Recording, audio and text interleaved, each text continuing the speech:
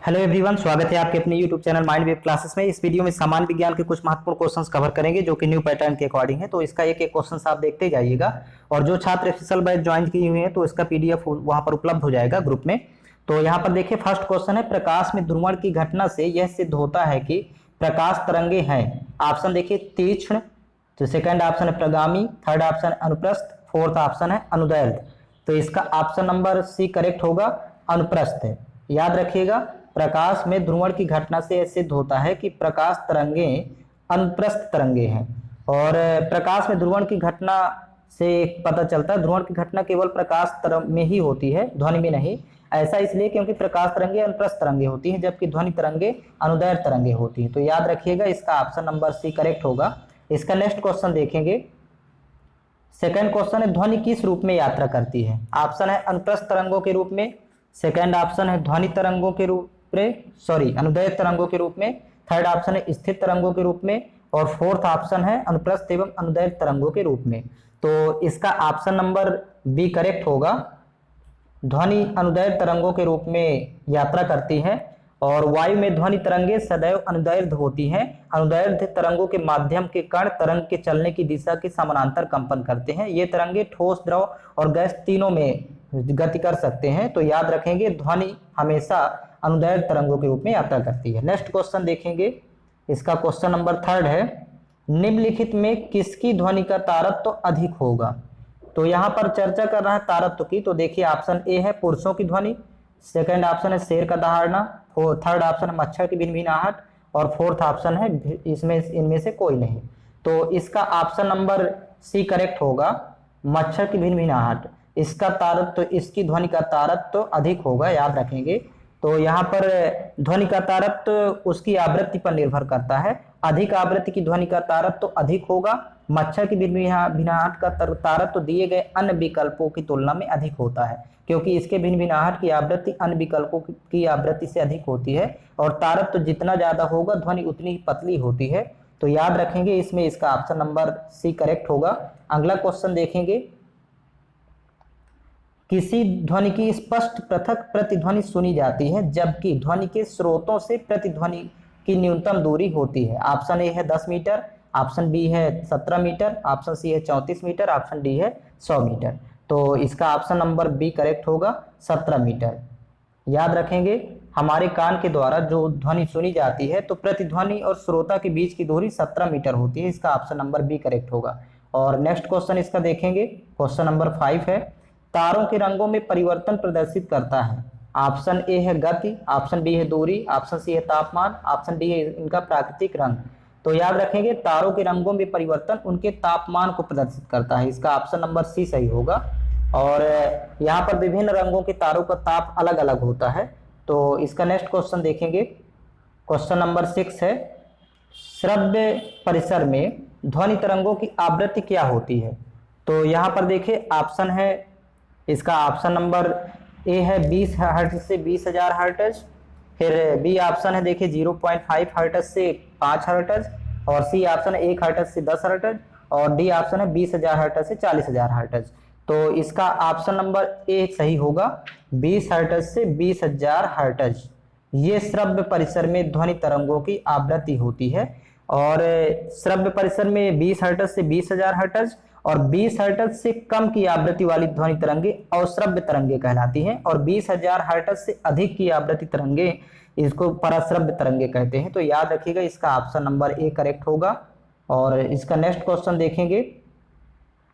Question number 7 है, निम्नलिखित में से किसका प्रयोग समुद्र की गहराई जानने, कोई मोटाई मापने, हिमशैल की स्थिति, धातुओं में त्रुटि जानने के लिए किया जाता है? तो ऑप्शन है पराश्रव्य तरंगों का, यक्ष किरणों का, प्रकाश तरंगों का, भाभा किरणों का। तो इसका ऑप्शन नंबर ए करेक्ट होगा, पराश्रव्य तरंगों का। इसको याद रखेंगे। और 20 हर्ट्ज से 20,000 हर्ट्ज तक की आवृत्ति की तरंगे श्रव्य तरंगे कहलाती हैं, और 20,000 हर्ट्ज से ऊपर की तरंगों को पराश्रव्य तरंगे कहते हैं। और इनका उपयोग समुद्र की गहराई जानने, कोई मोटाई मापने, हिमशैल की स्थिति और धातुओं में त्रुटि जानने के लिए किया जाता है। याद रखिएगा, पराश्रव्य तरंगों का।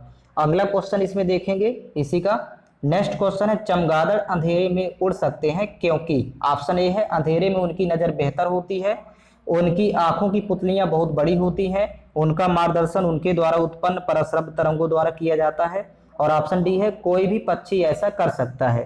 तो इसका ऑप्शन नंबर सी सही होगा, इसको याद रखिएगा, ऑप्शन नंबर सी करेक्ट है इसका।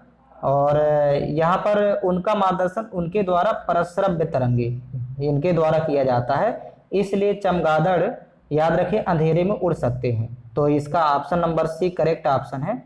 अगला क्वेश्चन देखेंगे, प्रयोगशाला में उपकरणों को बनाने के लिए उपयोग में लिया गया कांच है। ऑप्शन देखिए पायरेक्स कांच, कठोर कांच, मृदु कांच, सुरक्षा कांच।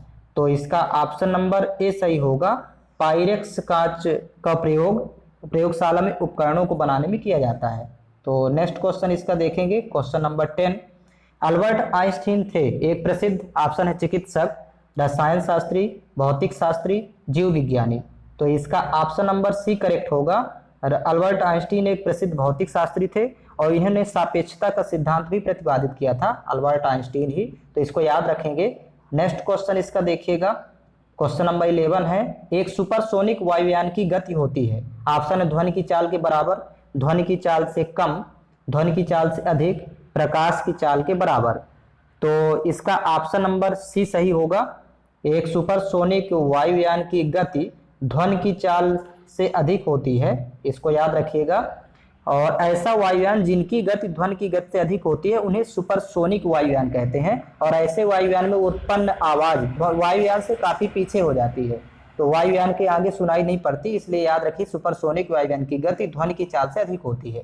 और नेक्स्ट क्वेश्चन इसका देखेंगे, क्वेश्चन नंबर 12 है, सुपरसोनिक विमान किसको हानि पहुंचाता है।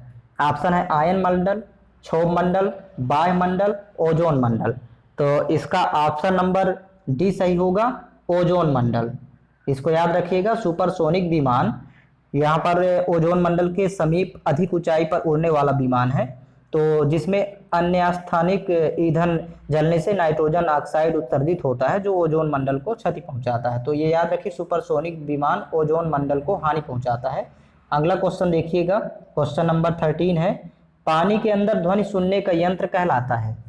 अब इसमें देखिए ऑप्शन है ऑडियोमीटर, ऑडियोफोन, हाइड्रोमीटर, हाइड्रोफोन।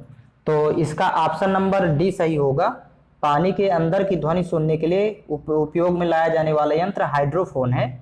और पानी के अंदर ध्वनि तरंगों को हमारे कान ग्रहण नहीं कर पाते, इसलिए पानी में हमें ध्वनि सुनाई नहीं पड़ती, और पानी में ध्वनि सुनने के लिए हाइड्रोफोन नामक यंत्र का उपयोग करना पड़ता है। तो इसको याद रखिएगा।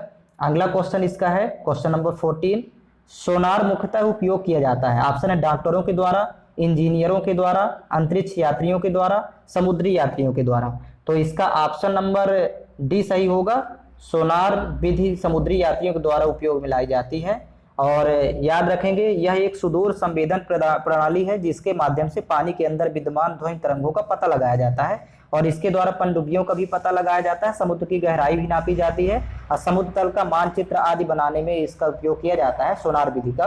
तो ये याद रखिएगा, समुद्री यात्रियों के द्वारा इसका उपयोग किया जाता है। अगला क्वेश्चन इसका देखेंगे, क्वेश्चन नंबर 15, वायुमंडल में प्रकाश के विसरण का कारण है।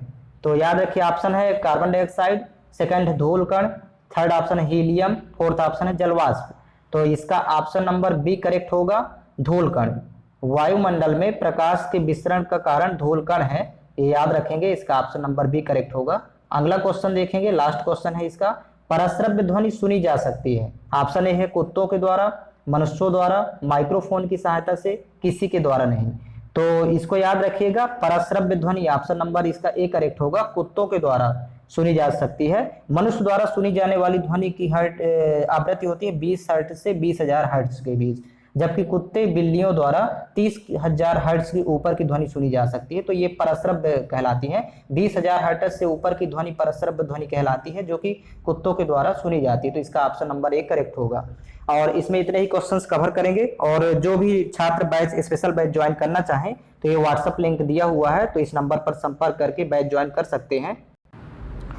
7987901796 ये व्हाट्सएप लिंक है, तो इस नंबर पर संपर्क करके आप स्पेशल बैच ज्वाइन कर सकते हैं। वहां पर इसका आपको PDF फाइल भी उपलब्ध होगा, और साथ साथ maths reasoning special topic wise selected question के साथ उपलब्ध करवाया जाता है, जो कि वहाँ से सियोरिटी रहती है, क्वेश्चन एग्जाम में वहीं से बनते हैं। तो आप भी यदि बैच ज्वाइन करना चाहें तो ये दिए गए लिंक पर संपर्क कर सकते हैं। तो इसमें इतना ही कवर करेंगे।